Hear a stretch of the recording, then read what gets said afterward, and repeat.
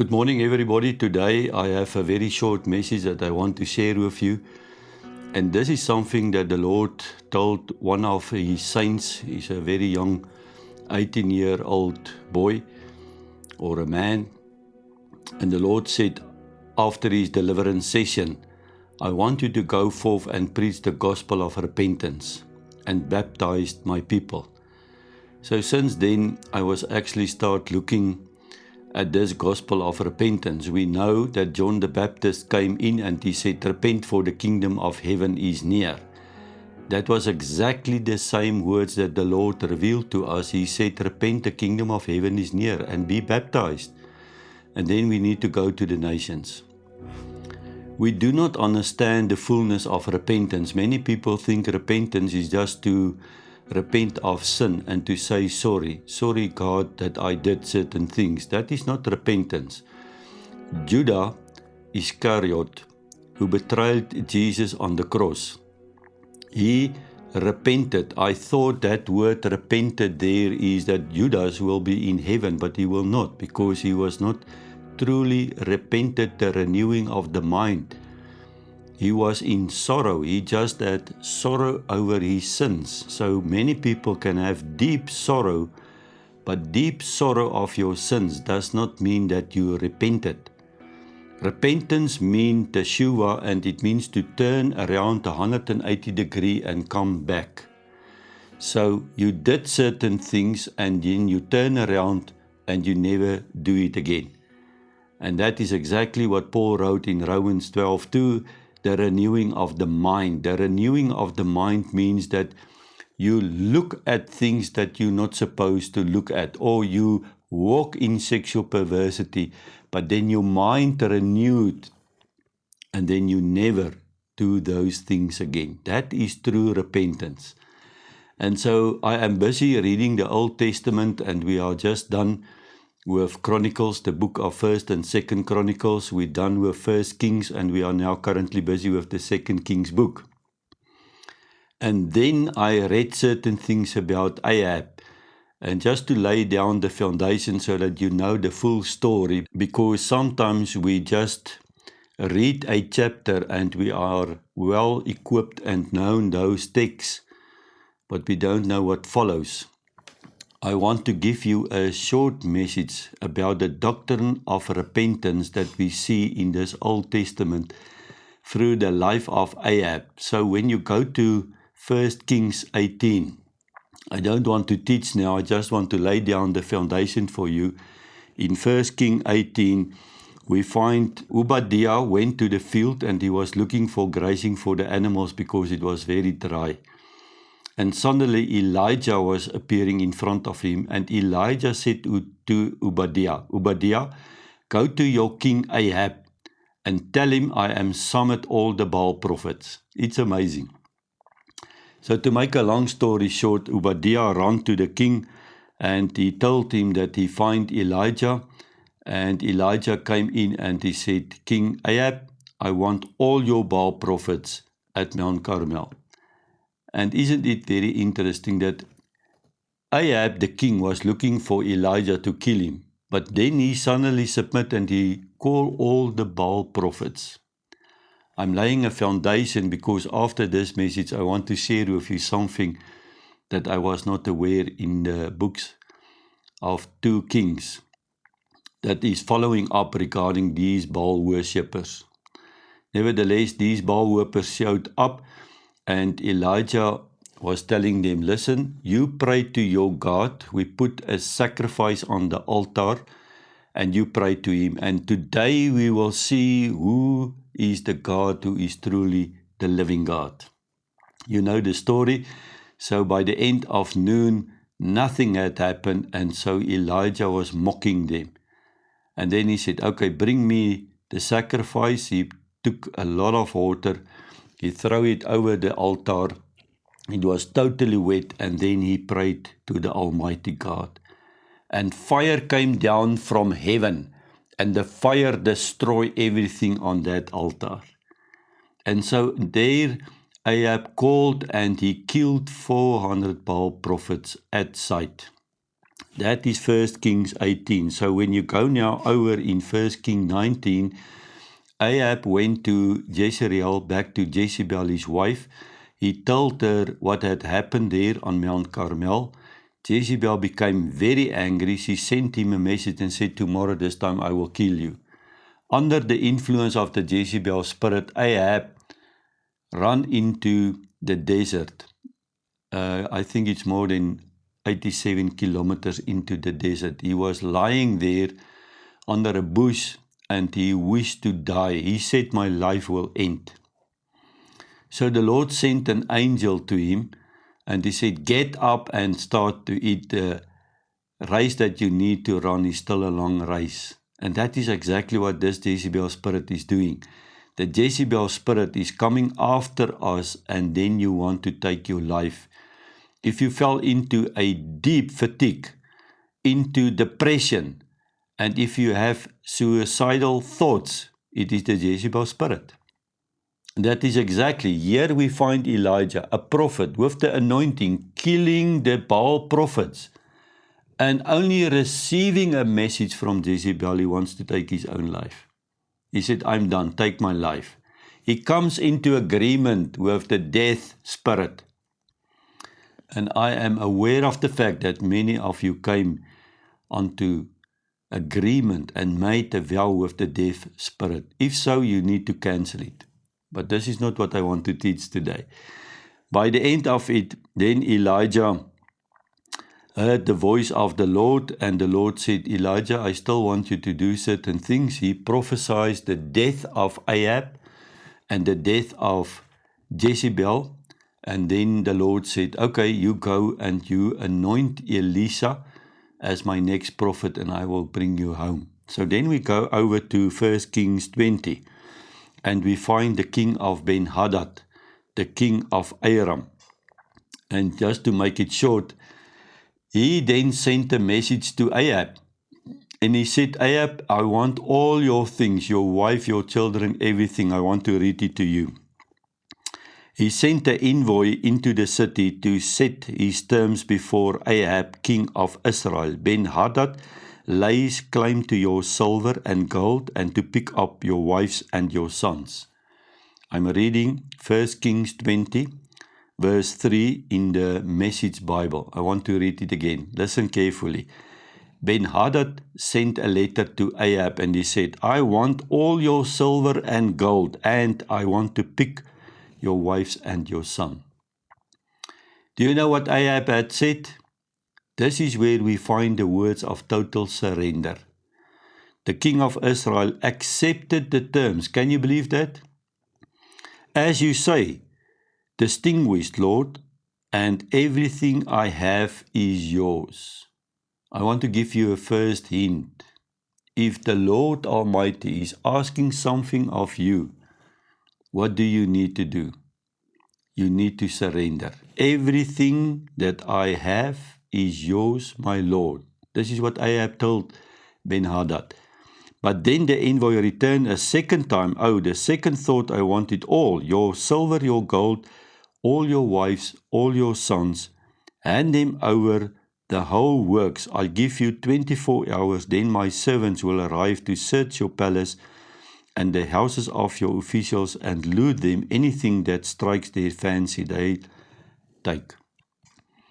And then the long story, make it short again, Ahab went and he consulted with his people and they say, no, we are not going to do it, we will go to war. And Ben-Hadad was sitting in the bar, he was drinking, you can go and read it for yourself. Verse 12, it happened that when Ben-Hadad heard the retort, he was into some heavy drinking, boozing it up with the sheikhs in their field shelters. He and the sheikhs in the shelters, they were drunk. Drunkly, he ordered his henchmen, go after them, and they attacked the city. So Ahab heard that the Lord was saying, go and attack them, I will give you the victory today. You need to read the whole 1 Kings 20 to make a good impression what had happened there, how the Lord came through for Ahab. And in the end, listen at verse 29. the two armies were poised in a standoff of 7 days, and on the 7th day, fighting broke out. The Israelites killed 100,000 of the Arameans infantry in one day. The rest of the army ran for their lives back to the city of Aphek, only to have the city wall fall on 27,000 of the survivors. Ben-Hadad escaped into the city and hid him in the closet. So he ran away and he was hiding. Then his advisors told him, "Look, we have heard that the kings of Israel play by the rules. Let's dress an old gunny sacks, carry a white flag and truzy, and present ourselves to the king of Israel on the chance that he'll let you live." So the white flag in the army is that you surrender. Please don't shoot. We're coming out with a white flag. Don't shoot us. And so when this Ben-Hadad appeared before King Ahab, listen what this King Ahab is now saying. Ahab said, "I am prepared to return the cities that my father took from your father, and you can set up your headquarters in Damascus just as my father did in Samaria. I'll send you home under safe conduct." Then he made a covenant with him and sent him off. Saints, the next thing that I want to give today in your hands, do not make covenant with the enemy. Now is not the time to go into covenant with your enemies. Who are the enemies? The principalities in the air.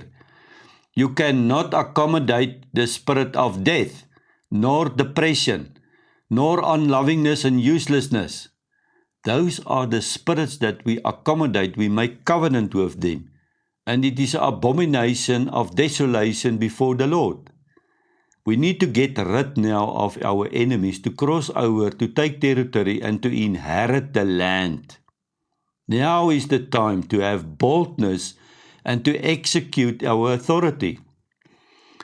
A man who was one of the prophets said to the bystander, "Hit me, wound me, do it for God's sake. It is his command." So what had happened here is a prophet wants to go to Elijah to tell him, but he wants to cover his face. And so that's why he was saying to this man, "Hit me so that I can cover my face." So then he found a man who hit him in the face. He went to king, and then he said, the king of Israel said, "You have just pronounced your own verdict." I'm reading now verse 41. At that, the man ripped the bandage off his eye, and the king recognized who he was, one of the prophets. Remember, on those days, the prophets need to run for their lives. And likewise, saints, today, the Jezebel spirit, she is after the prophets. And so the prophets is constantly in the caves. The man said to the king, here is the doctrine of repentance in the Old Testament that I want to share to you today.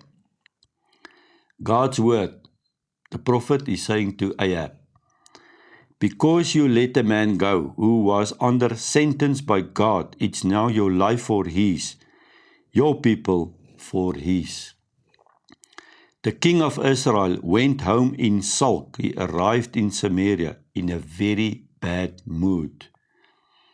That was not yet his repentance. So he went then back to home, and at home, when he recovered from that news, he was sitting looking at a vineyard next to the palace, and it was owned by Naboth. And it said that it was so near the palace that he wants to make a garden out of that vineyard. And so he went to Naboth and he asked Naboth, "Please sell the vineyard to me. I will buy it at a reasonable price." And Naboth refuses. He is the king, Ahab. Listen what is the king now doing. He went to bed, he stuffed his face in his pillow and refused to eat. 1 Kings 21 verse 4. He is throwing a tantrum. Jezebel, his wife, came to him and he said, "What's going on here? Why are you so out of sorts and refusing to eat?" Jezebel is saying to the king. So the king told her, he went to Naboth, "Give me your vineyard, I pay you for it. if you rather, I will give you another vineyard in exchange. And he said, I'll never give you my vineyard. Verse 7, Jezebel said, is this any way for a king of Israel to act? You see, Jezebel is now in control. Jezebel is in control of many people's houses. Jezebel, the wife, is telling the man what to do. Aren't you the boss? On your feet and eat. Jezebel is saying to Ahab, cheer up, I'll take care of it. I'll get the vineyard of this Naboth to Jezreelite for you. So she went out and she made a conspiracy theory with the people, and the end of the story is they kill Naboth. And when they killed him, the prophet came to Ahab. Verse 16, the minute Ahab heard that Naboth was dead, he set out the vineyard and Naboth, the Jezreelite, and he claimed it for his own. They murdered to get the piece of land. Next verse, 17. God stepped in and spoke to Elijah the Tishbite. On your feet, go down, confront Ahab of Samaria, the king of Israel. You find him in the vineyard of Naboth. He's gone there to claim it as his own. Say to him God's word. What's going on here? First you murdered, then you theft. Then tell him God's verdict. The very spot where the dogs lapped up Naboth's blood, they lap up your blood. That's right, your blood, says the prophet, according to the Lord's word. Ahab answered Elijah, my enemy, so you are run me down? Yes, I found you out, said Elijah. And because you have bought into the business of evil, defying God, I will most certainly bring doom upon you, make mincemeat of your descendants. Listen carefully to these words. The Lord is not dealing only with Ahab. He said, Ahab, I will make mincemeat. It's a revelation for me now. Because I came now from 2 Kings, which is my next message. I will make mincemeat of your descendants. I will kill off every sorry male rats who's even remotely connected with the name of Ahab. And I'll bring down on you the same fate that fell on Jeroboam, son of Nebat, and Baasha, son of Ahiah. You have made me that angry by making Israel sin. Verse 22, as for Jezebel, God said, the dogs will fight over the flesh of Jezebel all over Jezreel. Anyone tainted by Ahab who dies in the city will be eaten by the stray dogs. Corpses in the country will be eaten by the carrion crows.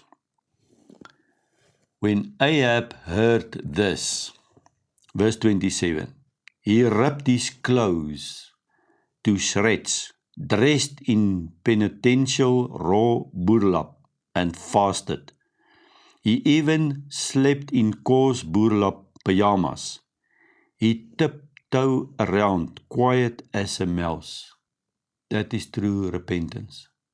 How do I know that? Old Testament, not I am sorry, because the next verse 28 is the gospel of repentance we find in 1 Kings 21, Old Testament. Then God spoke to Elijah the Tishbite. Do you see how potential submissive Ahab has become to me? Because of his repentance. I'll not bring the doom during the lifetime. Ahab's son, thou wilt get it. True repentance, my brother and my sister, will save your life. So I am here to introduce to you the gospel of repentance. I am calling the nations for repentance, including South Africa. I am calling the world unto repentance. When the Lord is saying, call upon me when there is still time, that I will listen to you. Because there will come a time that you will call upon my name and you will not find me, says the Lord. And that time there will be a weeping and a gnashing of teeth, because judgment is coming. I am asking you to make it unto repentance. Do not say sorry. It is to turn around from your ways. That you will submit and admit that there is only one true God. His name is Yahweh, Yahu Elohim. And that you as a nation will fall down to your face and recognize He is God. And surrender to Him just as Ahab surrendered to his God. And then when he repented, he saved his own life. But the story actually does not end here. I want to continue with this short message. May the Lord bless you with this short message. May the Lord's face shine today upon your life. May His countenance will be unto you, and may He give you the peace that is coming from the throne room. The peace because of Christ Jesus, who was resurrected from the dead. And that resurrection power is now inside of you.